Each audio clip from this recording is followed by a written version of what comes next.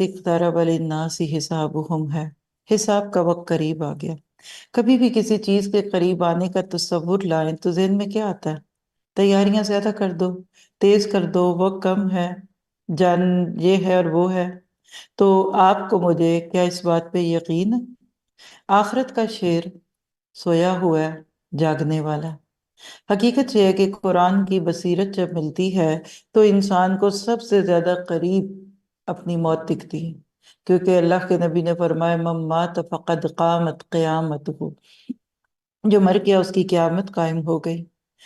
کوئی کہتے ہیں کہ سیلاب قریب آ رہا ہے، اپنے گھروں سے فوراً نکل جاؤ۔ ہریکین آ رہا ہے، لوزیانا اسٹیٹ والوں سے کہا جائے کہ فوراً نکل جاؤ۔ کس طرح لوگ سر پہ اپنا سامان رکھ کے اٹھا کر بھاگ جائیں، سامان چھوڑ کر نکل جائیں گے۔ زلزلہ آنے والا، بلڈنگ خالی کر دو۔ چور آ رہا ہے، دروازے بند کر لو۔ کیا ہمیں اللہ کی کلام، اللہ کی پکار کا اتنا بھی یقین نہیں جتنا کسی ریڈیو اور ٹیلی ویژن کی خبر کا، کسی نیوز چینل کا؟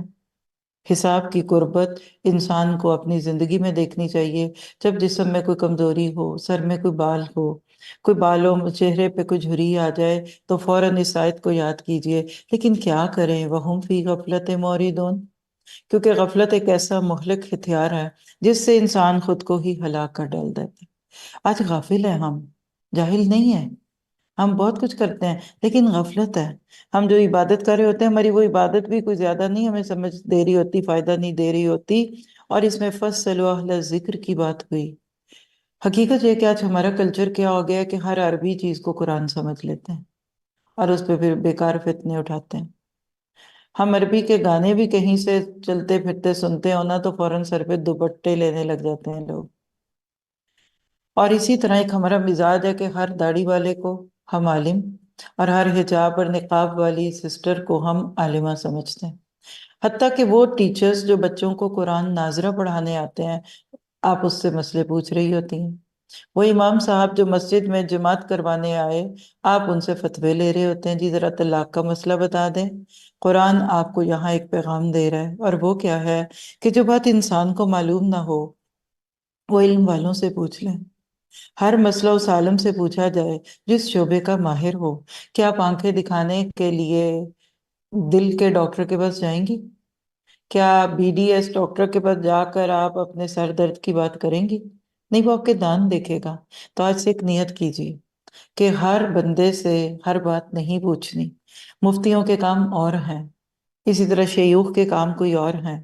کوئی عام میرے جیسا بندہ اگر آپ کے سامنے آ جائے اور آپ اس سے کہیں گے یہاں بیٹھے بیٹھے میری دوست کے فلاں کے ساتھ جو طلاق کا ایشو چلا، ذرا جلدی جلدی اس کا فیصلہ کر دیں، میں نہیں بتاؤں گی۔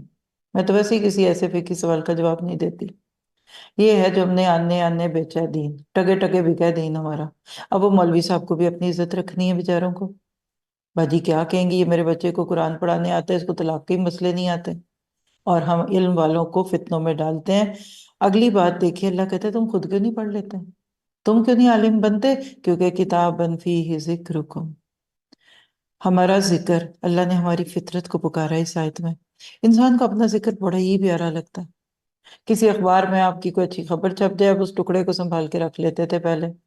آج آپ دیکھ لیجئے، آپ کے جو بڑے بڑے پروفائلز ہیں، آج تو اپنے گروپس ہیں اور اپنے نام ہیں، آپ کے اپنے سوشل میڈیا، آپ کے چینل، ایک بچہ بھی چینل بنا کے بیٹھ جاتا ہے، ایک عورت بھی چینل بنا کے بیٹھی ہے، ایک دیندار بھی بیٹھا ہے۔ پھر تمہیں دین کی خدمت کرنی ہے تو تمہیں نئے چینل کی کیا ضرورت ہے؟ نہیں، اس میں مرضی چلتی ہے، اس میں پھر دل اچھا ہے، اور اس میں کلکس بھی آتے ہیں، پھر اس میں اپنا بھی تو نام آتا ہے نا۔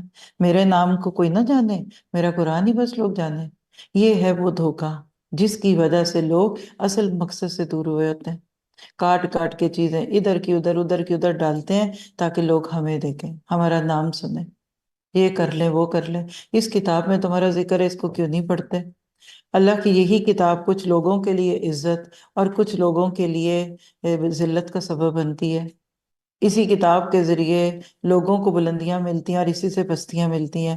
ایک صحابی تھے اور انہوں نے جب سوچا کہ قرآن پاک میں میرا ذکر ہے تو انہوں نے اپنے آپ کو ڈھونڈنا شروع کر دیا، سابقون الاولون میں نہ پایا خود کو، اور پھر اسی طرح سے فاجر لوگوں میں نہ پایا اپنے آپ کو، تو بالآخر پھر کہنے لگے کہ میں سورۃ توبہ کی اس آیت میں آ گیا، خلط عملا صالحا وآخر سیئا۔ آپ کو مجھے اس کتاب کو اس شوق سے بھی پڑھنا ہے کہ اس میں میرا آپ کا ذکر ہے، کتابن فیہ ذکرکم افلا تعقلون۔ اور اس سال کے دورہ قرآن میں کیا آپ کو یا ایھا الذین آمنو کی پکاریں دل پہ پڑتی بھی نہیں محسوس ہو رہی؟ کتنی بار آپ کے رب نے پکارنا ہے آپ کو اس قرآن میں؟ 89 ٹائم۔ تو اگر آپ ایمان والیاں ہیں نا تو 89 ٹائم آپ کا ذکر ہے اس قرآن میں، ماشاءاللہ۔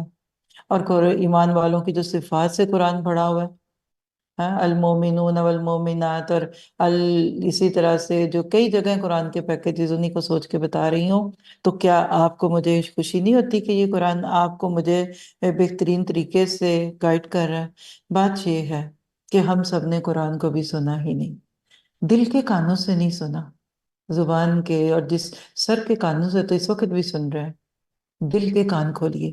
یہ رکوع آپ کو مجھے بصیرت دے رہا ہے، اور موت کی اور اپنے حساب کی فکر وہی کرے گا جس نے قرآن کو دل سے سنا اور اس پر غور کیا۔ اب سوال یہ ہے کہ میں کس چیز کا حساب دوں، مجھے ملا ہی کیا؟